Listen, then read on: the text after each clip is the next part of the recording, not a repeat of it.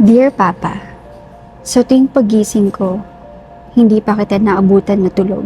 Unang tilaok pa lang kasi ng manok, handa ka nang lumabas ng pinto. Halos tulugan mo na lang ang kwarto dahil palaging gabi na ang uwi mo.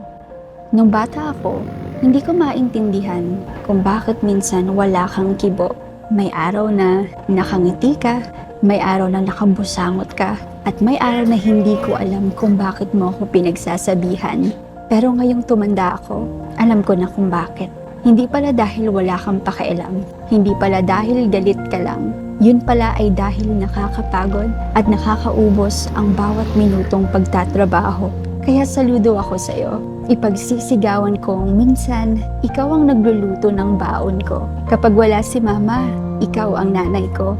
Kapag mali ako, itinatama mo dahil iyon ay para sa ikabubuti ko. Dati, galit ako sa mga palo mo. Pero ngayon, hinahanap-hanap ko. Kasi ang sarap maging bata ulit. At kung mababalikan ko lang, gusto kitang yakapin ng mahigpit at sabihin, Papa, proud na proud ako sa'yo.